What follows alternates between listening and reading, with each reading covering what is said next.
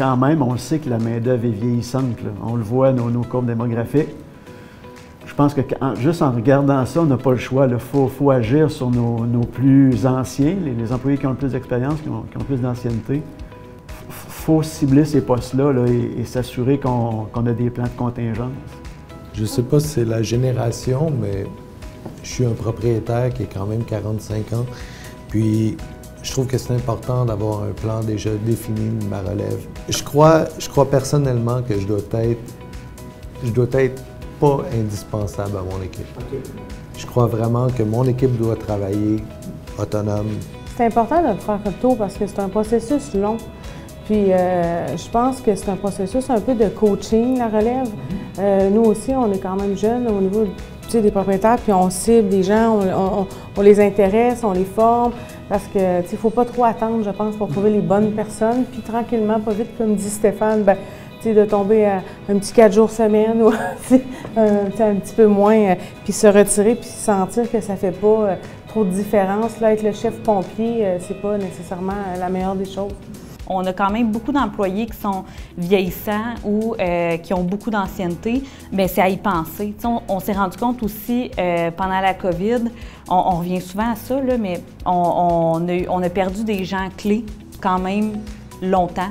T'sais, on a des gens qui nous ont quittés pendant 2-3 semaines, qui ont changé d'emploi, qui sont revenus. Puis je pense que ça nous a secoué un petit peu, de dire, ben là, OK, si je perds cette personne-là qui a un rôle clé chez nous, je fais quoi?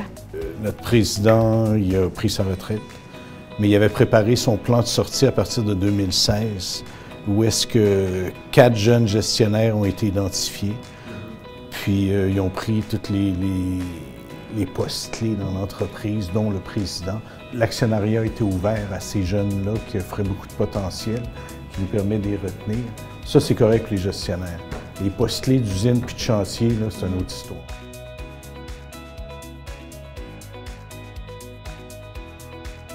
Moi, je crois que ça dépend de la taille de l'entreprise aussi. Je suis peut-être une plus petite entreprise ici. Puis quand on est plus petit, bien, on a plus les mains dedans. C'est difficile de sortir de ça puis de se préparer, tu sais. Moi, je suis moi-même la relève, là. C'est une entreprise de 2e génération. Puis mes parents, ils n'ont jamais pris le temps. Bien, ils savaient qu'on était là aussi, mais mon père, il avait les mains dedans tout le temps. Il était toujours dans l'usine en train de gérer. Fait que de prendre un pas de recul, nous, on le fait. Nous, on met des gens en place pour avoir un regard extérieur puis commencer à préparer le plan. Mais je pense vraiment que la taille de l'entreprise fait une grosse différence dans la préparation à la relève des postes. Parce que nous, on a une taille, quand même une assez grande taille d'entreprise, puis c'est un peu culturel de passer souvent, grandir avec les gens. On avait des genres de tartes d'âge par compétence, puis l'ancienneté était où là-dedans, pour se trouver que la tarte fonctionne année par année pour ne pas avoir tous des gens de 50 ans et plus, mais continuer à rouler, puis aussi laisser la place aux autres de grandir. Quand j'ai commencé chez Thermetco, on était peut-être 30, on est rendu 150. On avait un métallurgiste, on en a 5. On a une structure de production, fait que là, tu es capable d'identifier des gens, mais quand tu es petit, mais là, ton échantillonnage, il y a moins de candidats, il y a moins de possibilités, puis il y a moins de revenus aussi. Tu ne peux pas avoir 2 directeurs, 3 directeurs parce que tu veux créer une relève. Je dirais peut-être la génération. Je suis le 2e, dans le fond, de la famille à reprendre l'entreprise. C'est sûr et certain que j'ai pas le même type de gestion que mon père en avait.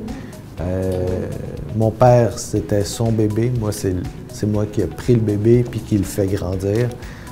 C'est pas la même chose. On n'est pas dans la même éducation non plus, on n'a pas le même niveau, puis ainsi de suite. Toi, tu essaies de rendre le bébé autonome, tandis que nos parents, eux autres, ils gèrent. Exact. Mais le marché est différent aussi. Aussi que je rencontre des dirigeants d'entreprise que leur famille ne veulent pas prendre la relève parce qu'ils voient que le père était trop occupé dans l'entreprise.